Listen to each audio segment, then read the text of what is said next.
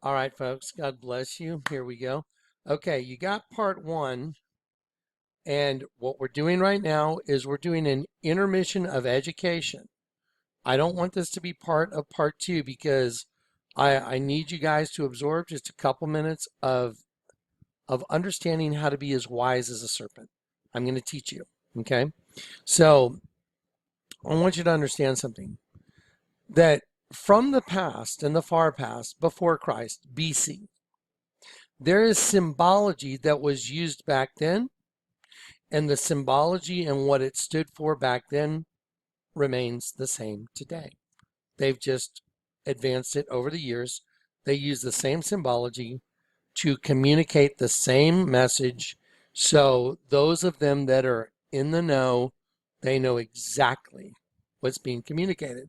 For those people that have no idea about symbology and the meaning of like images of, let's say, the crescent moon, images of the crescent moon with the sun, what that really means and where it comes from, you're going to be at a great disadvantage when you're trying to wade your way through some of this information. So what I'm going to do is I'm going to do a very short little video here, and I'm going to show you the origins of Islam, Catholicism, and then you'll see these particular images and the delivery of the information that's coming this afternoon. And you will need your spatulas. I guarantee it. You're going to need them. Okay, so let's just do this real quick. And again, oh, also I wanted to tell you, part of the reason I need to do it like this is because that annoying program, it's very difficult to play other videos during this production and use the audio and use this virtual tour of the Vatican. It just creates a problem within the program. So I want to use the virtual tour right now to show you something, and then I don't have to mess with that audio in the next part. So let's do it. Okay, so here we go. Did y'all know that the Statue of Liberty was based on a Muslim woman? Most people don't know that. Most people don't know who the sculptor is. They don't know what the original intent for the sculpture was. They don't know who was the guy is that even built it. Most people don't even know that information. I know that information. So the Statue of Liberty was originally based on a Muslim woman. And as you go do your homework, you'll find out it was originally going to stand looking over the Suez Canal. But I just want y'all to know that. That's just a little tidbit of information. So now that I've shown you that, I'm going to get rid of that. Now I'm going to show you the top of the Sistine Chapel right there. This is very important. What's so important about this is we're going to drop in and we're going to get that really annoying, that very annoying Gregorian chanting for a couple minutes. But you got to see something. Remember when they were standing in there singing to Lucifer, dawning his own creation? It's true. It's true. This is Lucifer's world. It's a world of complete darkness. You were brought here and enslaved here within a host body system. That's all going to prove out completely in the scriptures. It's easy to prove now. It's easy to show it to you. Just sit tight and watch and give glory to the Lord God, because this is his knowledge. It's not mine. But let me show you how this plays out, how this communicates. Okay, we're going to drop in here and we're going to have a look for a second. Now, we're going to drop right in here in number 2. I'm going to turn my volume down. Okay. Oh, you know what? That's right. There we go. So y'all, hopefully y'all are not hearing some annoying Gregorian chanting. So let me show you what we're going to do. We're going to look up. We're going to look up. Okay, there we go. Okay, there we go. Let's look at the very top of this. Most people have no idea. Most people don't look up and bother to understand what all this symbology is. Okay, everybody look right here in the middle. Okay, so we're going to start with one star. We'll start with this star right here. We'll count this star as number 1. Now those are 8-pointed stars. So let's count them. Ready? We'll start here. 1, 2, 3, 4, 5, 6, 7, 8, 9, 10, 11, 12, 13, 14, 15, 16, 17, 18, 19, 20, 21, 22, 23, 24, 25, 26, 27, 28, 29, 30, 31, 32. And there's the first one we started with that was in between these two bars. Just to make sure, you see these two bars? We're starting with the one in between. Let's do it again. 1, 2, 3, 4, 5, 6, 7, 8, 9, 10, 11, 12, 13, 14, 15, 16, 17, 18, 19, 20, 1, 2, 3, 4, 5, 6, 7, 8, 9, 30, 31, 32. And there's the one that we started with. Do y'all know how significant that is, what you're looking at? Do you know what you're really looking at? You're looking at symbology that's carried over for thousands and thousands and thousands of years. Do you know where the eight-pointed star comes from? See, this is very important stuff you need to know for what we're about to do, because I'm going to prove to you your identity's been hidden in Christ. Remember, like I showed you the mote that's in the eye and the beam? It's not what you thought. It's way bigger. This is way bigger. So we had 32 eight-pointed stars. Okay, so let's do this. Let me give you a quick education. Okay, Strong's Concordance.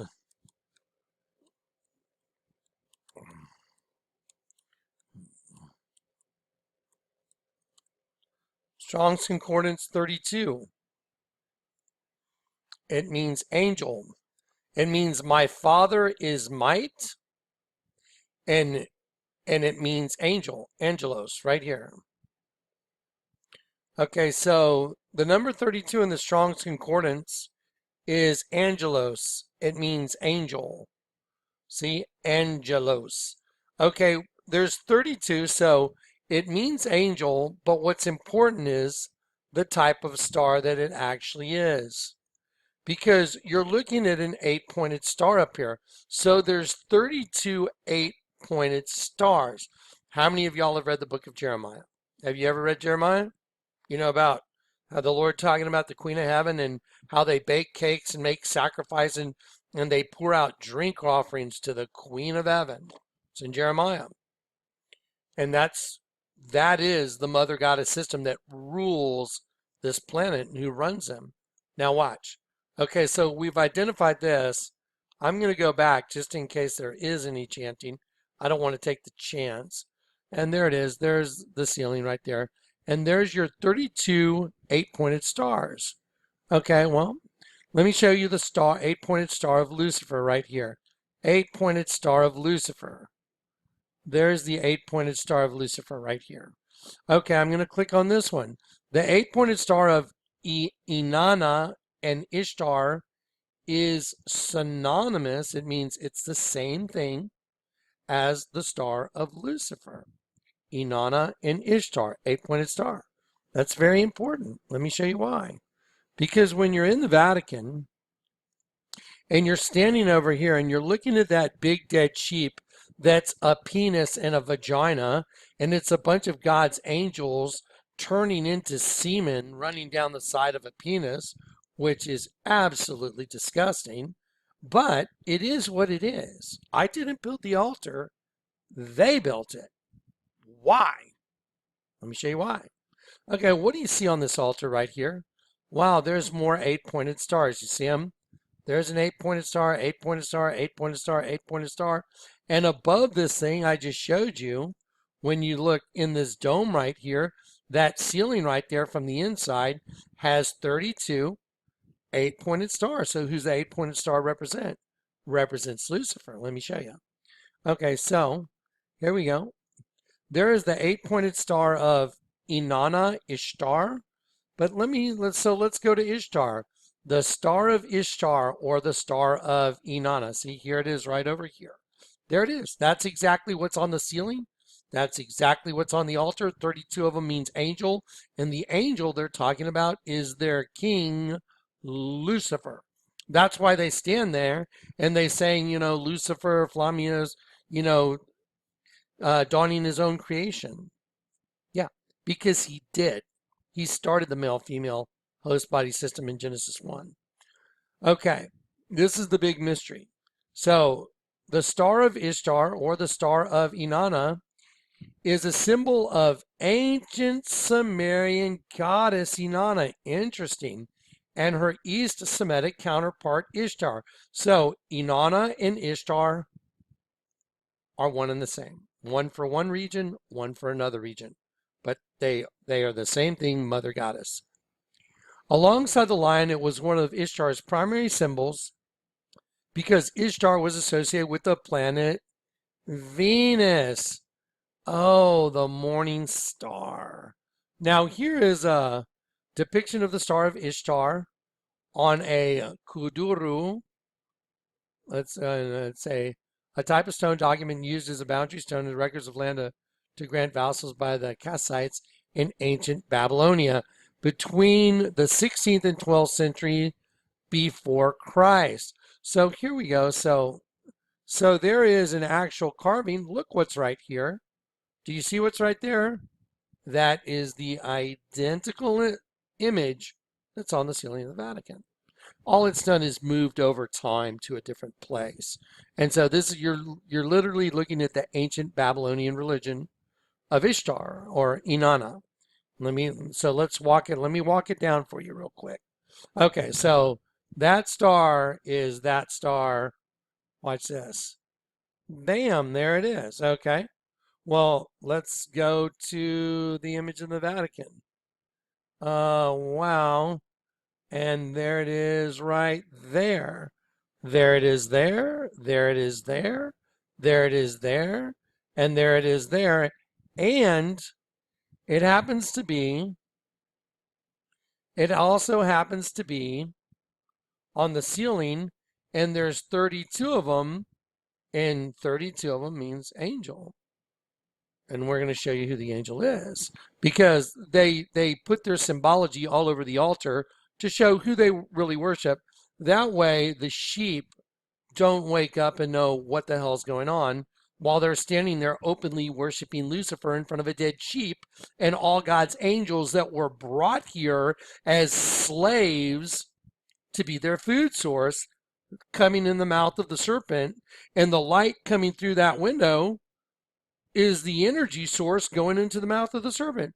Now you know why they call Lucifer the light bearer, the light bringer. He was the angel that brought all the light, which were you and me. We were the light to run the light bulb, to run the system, and we're the food source. We're the energy source.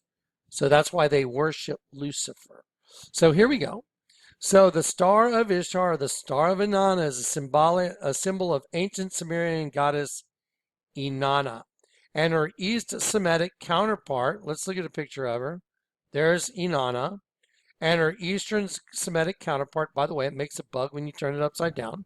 And her East Semitic counterpart, Ishtar, alongside the line, it was one of Ishtar's primary symbols because Ishtar was associated with the planet Venus. There's Venus right there. 8-pointed star. And also known as the star of Venus. Okay. Well, now let's go to Inanna. Okay. So here you go. Inanna was, let me enlarge it a little bit for you so you can read it with me. Inanna was the ancient Sumerian goddess of love, beauty, sex, desire, fertility, war, combat, justice, and political power. She was later worshipped by the Akkadians, the Babylonians, the Assyrians under the name Ishtar.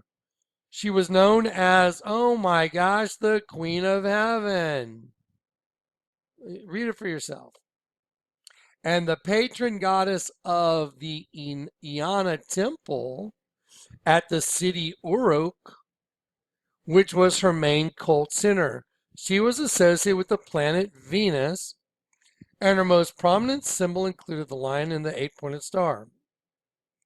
Okay, so her husband was a god, Dumuzid, the shepherd known as Tammuz.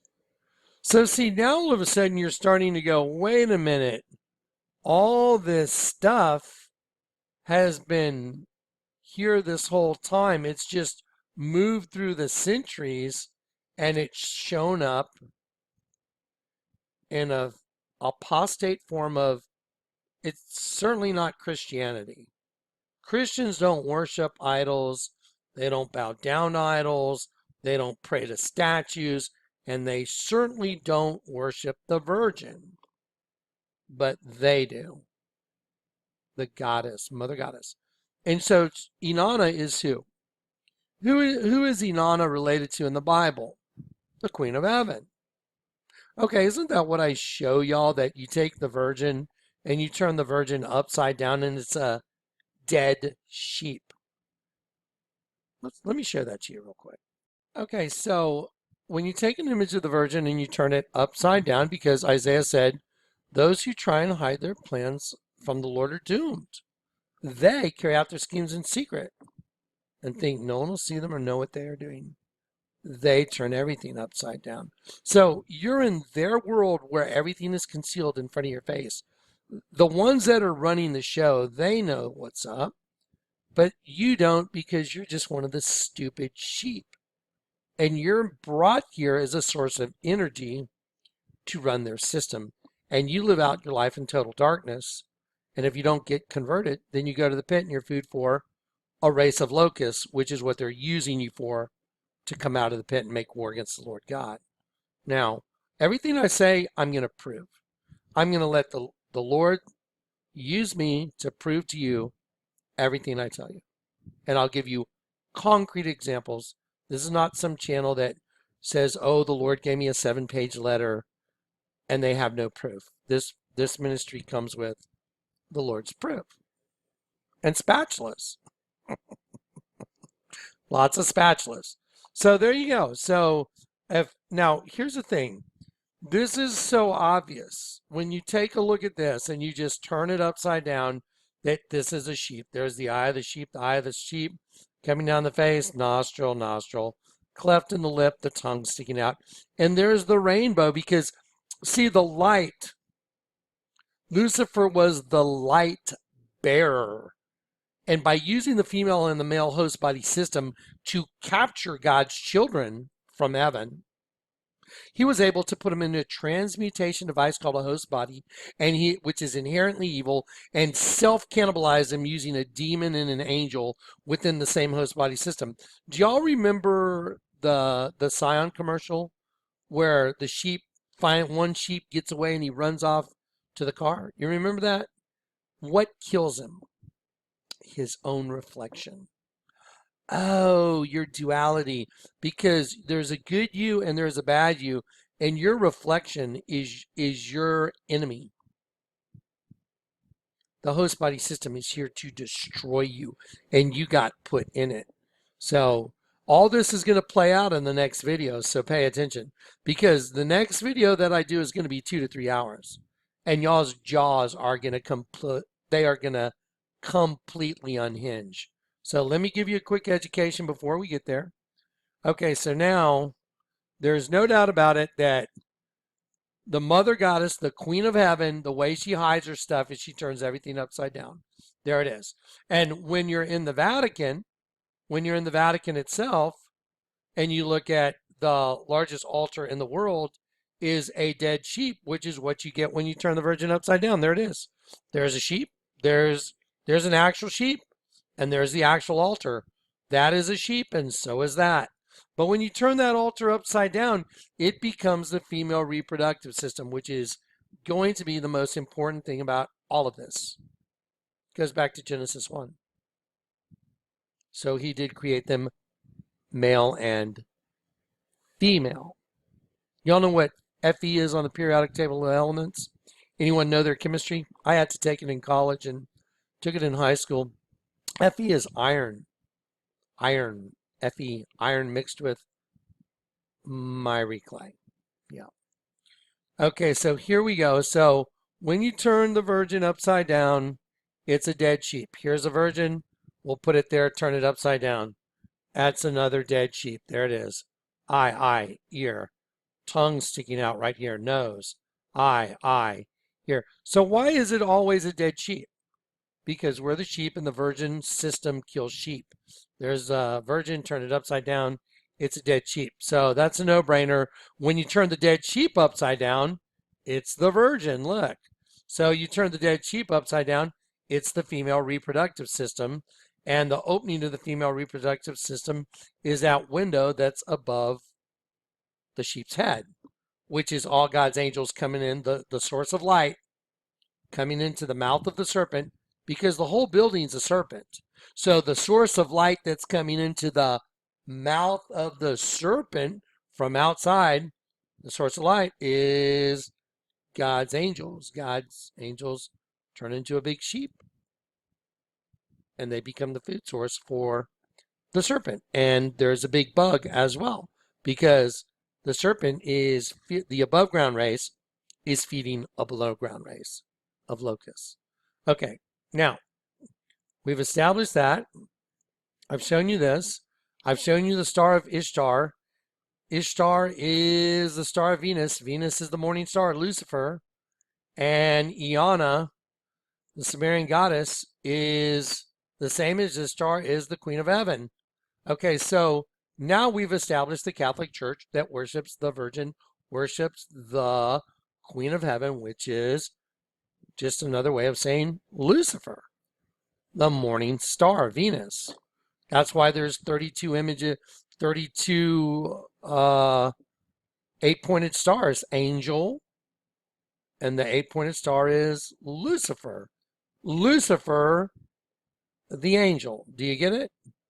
The head angel. That's who a lot of God's angels made the mistake of going with. I'm gonna wrap this up very quickly by going through this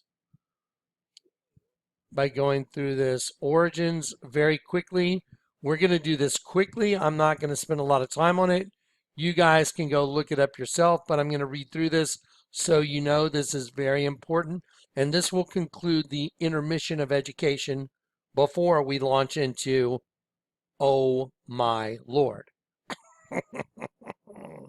Get ready. Okay. The symbol of Islam is the sickle moon and the star. The star within the sickle moon. Okay, y'all have seen that before, right here. Now, where does this symbol really come from? And who is Allah? Let's go to some interesting quotes from Encyclopedia of Religion and etc. Allah, he was the moon god who married the sun goddess. Together they produced three goddesses who were called the daughters of Allah. These three goddesses were called Alat, Al-Uzza, and Manat. Okay, now you're going to see how these different religions, from like Akkadian, Babylonian, Egyptian, how they overlap and they intermingle, and they're just sharing symbology. That's all. And how it all ends up as Catholicism. Weird.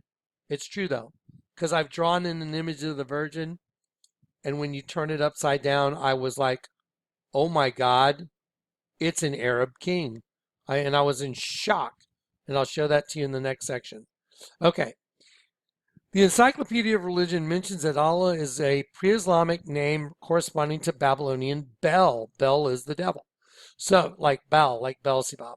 So this is an ancient pagan religion, and Baal is the deity. We read in Morals and Dogma. I don't know if y'all know who Morals and Dogma with Albert Pike, Morals and Dogma, Satanist. Okay.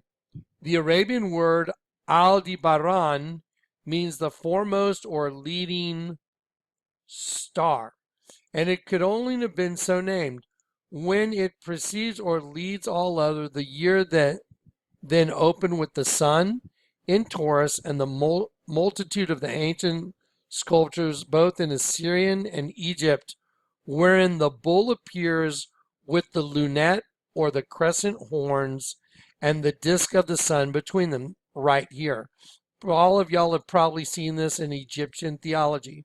There's the bull with the crescent horns and the sun in between them.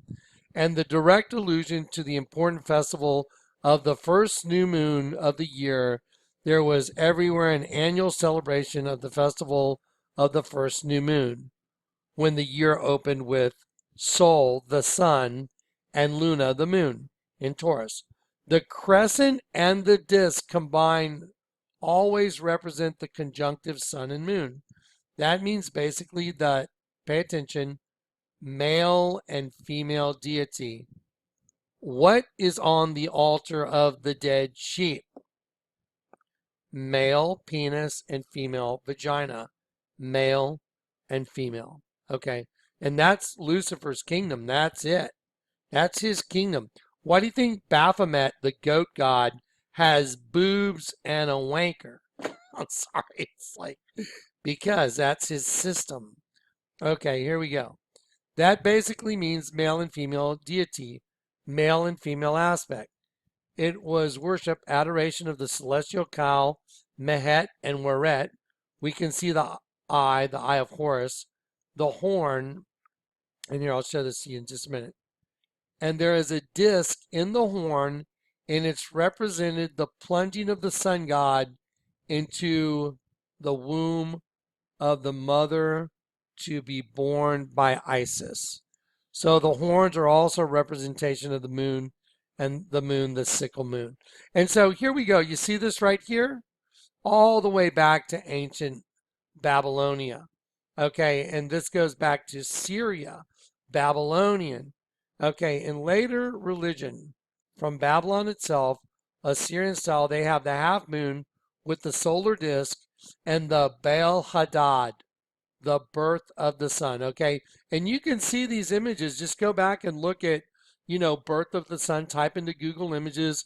These. You just read this right here. Type it into Google Images, and you'll see these ancient Babylonian and Assyrian and Mesopotamian reliefs. Together with the Mesopotamian, we find that the symbol of Baal was exactly the same as the half moon and the star in representing the birth of the sun, Isis and Osiris, male and female aspect. This would be Ashtaroth and Thammuz, or Isis and Horus, the male and female. The same you'll find Egyptian, as we have already discussed. This Baal worship, this is Lucifer worship, and it is male and female fold. Exactly. And this is a monstrance, and I've got this in my show notes, carried by the Pope, and that this is exactly what it symbolizes. So, if you go do a little bit of your homework, and you'll start noticing, wow, why would a police car have a crescent moon and a star inside of it? Really important that you know one other thing. If you really use the Islamic symbol correctly, you would have to turn it around upside down, because the moon is a representation of the uterus upside down.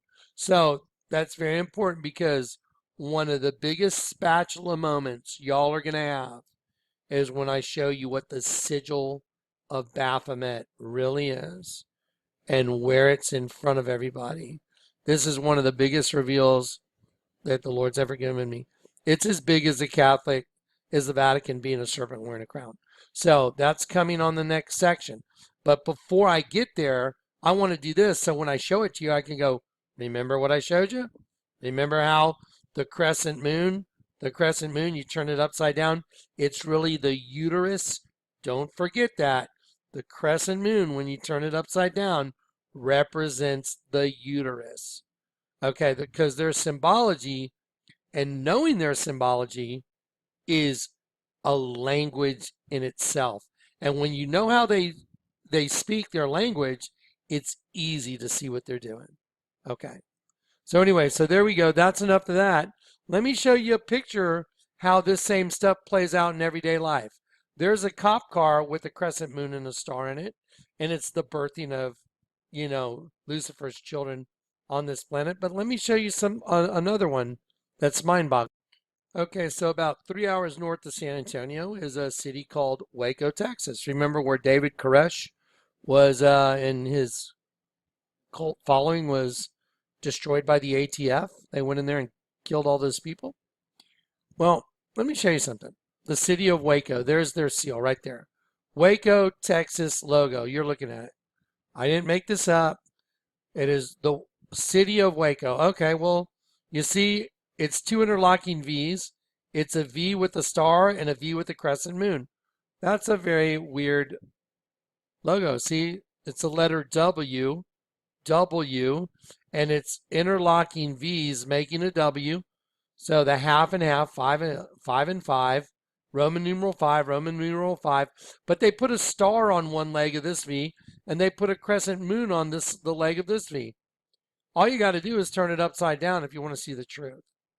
Because their world is concealed. The way they conceal everything is they turn it upside down.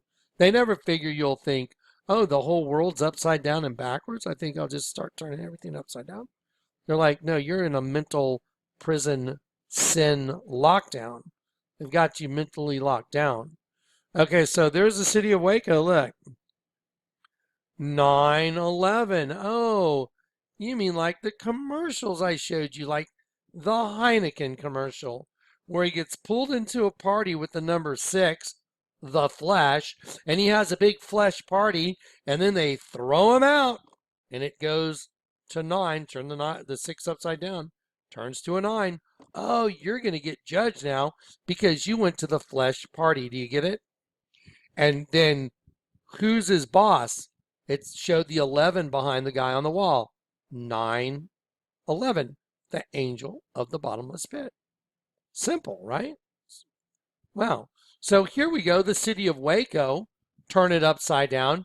It's a 9 and an 11. Number 9 and then 11. And it's a crescent moon and the star. Why in the world would we have a symbol for Islam running the city of Waco, Texas? Because they have a king that runs them. Did you know the Catholic Church Catholic Church created Islam. Islam was created by the Catholic Church. A lot of stuff y'all don't know. Now that you're starting to wake up and know it, arise, O sleeper, wake up from the dead. Because when you were brought here and you were put inside of a host body, your essence, you were brought to a planet that's actually dead. The whole thing is dead. You're the walking dead. Arise, O sleeper, wake up from the dead, and Christ will give you light. Did you know your identity is hidden in Christ? That's right.